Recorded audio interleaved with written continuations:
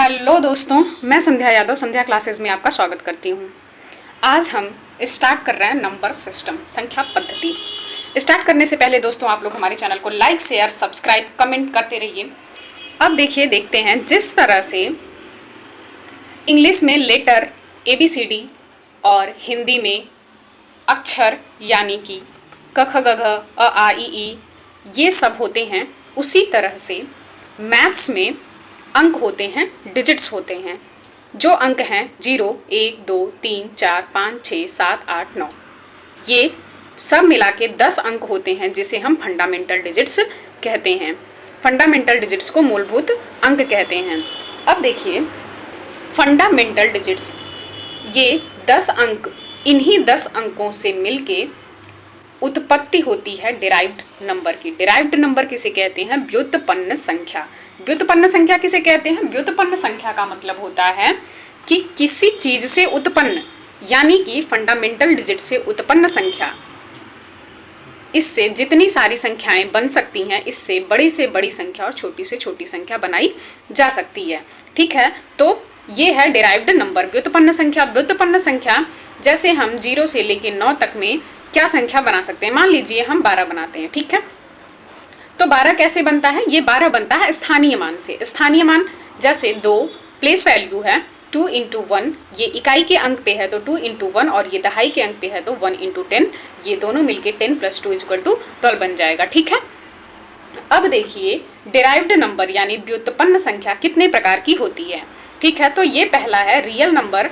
Derived number के जो है प्रकार हैं, पहला है रियल नंबर जिसे वास्तविक संख्या कहते हैं, दूसरा है इमेजिनरी नंबर जिसे काल्पनिक संख्या कहते हैं, और तीसरा है कॉम्प्लेक्स नंबर जिसे मिश्रित संख्या कहते हैं। अब हम बता रहे हैं आप लोगों को कि रियल नंबर किसे कहते हैं। अब देखिए रियल नंबर किसे कहते हैं।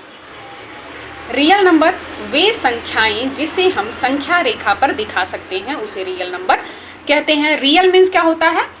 वास्तविक, वास्तव में। जैसे ये पेन आपको दिख रही है तो ये है रियल। ठीक है, तो ये हो गया रियल नंबर। रियल नंबर को ये लिखा हुआ वे संख्याएं जिसे हम संख्या रेखा पर दिखा सकते हैं। जैसे कि ये एक हम रेखा खींच दिए, ये लाइन खींच दिए, इसमें 0 लिख दिए। ठीक है, 0 से स्टार्ट होता है तो 0 के दाहिने साइड पॉजिटिव होता है। 0 के दाहिने साइड पॉजिटिव होता है तो पॉजिटिव में 1, 2, 3, 4, 5, 6, 7, 8 ये इनफाइनाइट तक जाता है। ठीक है, और 0 के बाएं साइड माइनस होता है, माइनस में -1, -2, -4 ये भी माइनस इनफाइनाइट तक जाता है। ठीक है, तो ये आप लोगों को समझ में आया होगा। अब हम बता दें कि रियल नंबर, एग्जाम्पल देख के आपको बताते हैं रियल नंबर क्या है।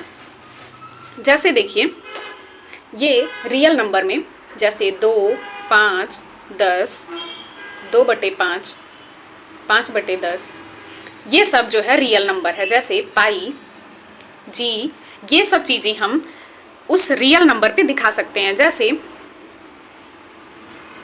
इसलिए इसे जो है कि वास्तविक संख्या कहते हैं। अब हम आपको बताते हैं इमेजिनरी नंबर। इमेजिनरी नंबर यानी काल्पनिक संख्या। काल्पनिक संख्या मतलब क्या होता है? जो कल्पनाओं में हम देखते हैं, जिसकी हम कल्पना करते हैं वो रियल में नहीं होता है, जिसे हम संख्या रेखा पर निरूपित नहीं कर सकते हैं, उसे इमेजिनरी नंबर कहते हैं।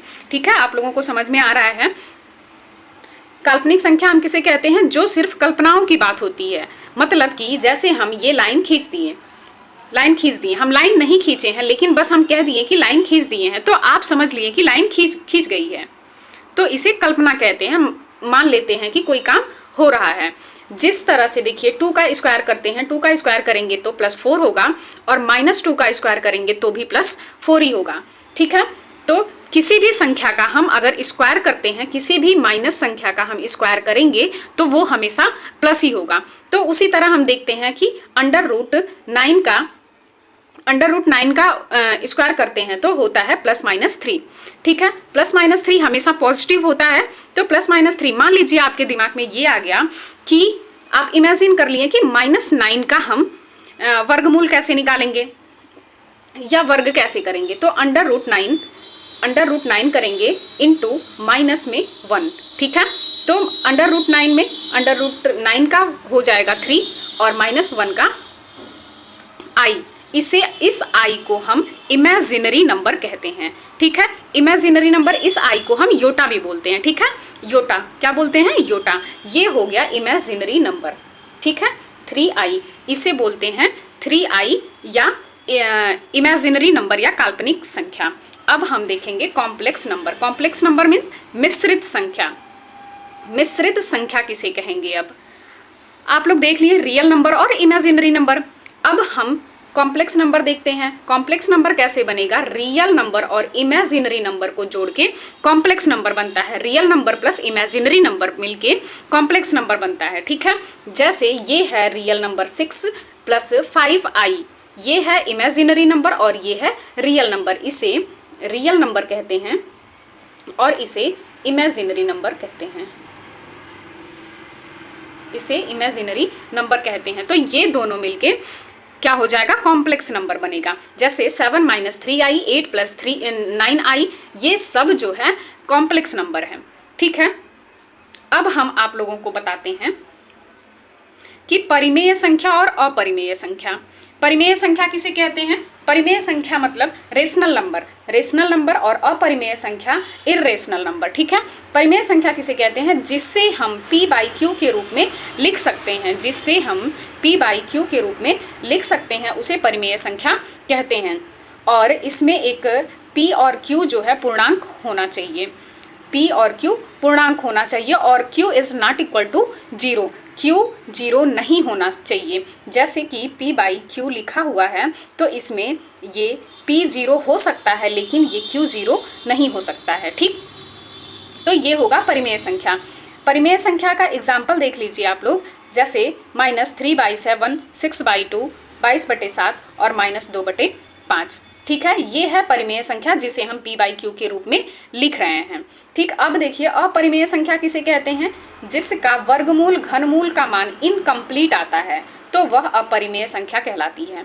जैसे किसी भी संख्या का हम वर्गमूल या घनमूल करते हैं तो वो पूर्ण संख्या नहीं आकर के इनकम्प्लीट संख्या आती है तो उसे अपरिमेय संख्या कहते हैं। जैसे करड़ी की सारी संख्याएं जो है अपरिमेय संख्याएं होती हैं। जैसे करड़ी में 2, करड़ी में 3, करड़ी में 5, करड़ी में 17 और करड़ी में 18। करड़ी में ये जो इनकम्प्लीट संख्याएं आती हैं, मान लीजिए कि करड़ी में यहाँ पे हम 4 लिख दिए तो इसका वर्गमूल निकल जाएगा, इसलिए जो है कि ये रियल नंबर, ये परिमेय संख्या में आ जाएगा क्योंकि ये 2 आ जा रहा है तो 2 इसमें परिमेय संख्या में आ जाएगा क्योंकि हम 2 को 2/1 लिख सकते हैं, p/q के रूप में लिख सकते हैं क्योंकि q जो है 0 भी नहीं है, तो ये परिमेय संख्या में आ जाएगा। इसलिए जो है जिसका वर्गमूल घनमूल का मान इनकम्प्लीट होता है वो अपरिमेय संख्या होती है। और देखिए अपरिमेय संख्या की पहचान, जितने गणितीय प्रतीक होते हैं उसे हम इर्रेशनल नंबर कहते हैं, अपरिमेय संख्या कहते हैं। जैसे कि मान लीजिए पाई, ठीक है, पाई का मान 22/7 होता है, ये जो है p/q के रूप में इसको हम लिख सकते हैं। तो फिर हम तो इसको पाई को अपरिमेय में रख रहे हैं और 22/7 को परिमेय में रख रहे हैं। सबसे ज़्यादा क्वेश्चन पूछा जाने वाला है, ये सबसे ज़्यादा पूछा जाता है इंटरव्यू में, टेट सीटेट और सारे एग्जाम में, इंटरव्यू में, सब चीज़ों में ये पूछा जाता है कि पाई और 22/7 में क्या अंतर है, क्यों पाई अपरिमेय है और क्यों 22/7 परिमेय संख्या है। या फिर कभी कभी हम कंफ्यूज हो जाते हैं कि पाई का मान 22/7 है, p/q के रूप में है तो ये परिमेय संख्या हो जाएगा, हम पाई को कभी कभी परिमेय संख्या बता देते हैं। तो आप लोग ये याद रखिएगा कि जितने भी गणितीय प्रतीक होते हैं वो अपरिमेय संख्या होते हैं। हमेशा जितने भी गणितीय प्रतीक होते हैं वो अपरिमेय संख्या होते हैं। जैसे पाई, जी, कैपिटल G, ये सारे जितने भी गणितीय प्रतीक होंगे वो अपरिमेय संख्या होंगे। अब आप लोग कभी भी नहीं भूलेंगे और आप लोग ये जान गए कि पाई और 22/7 में क्या अंतर है, ठीक है। अब देखिए आगे,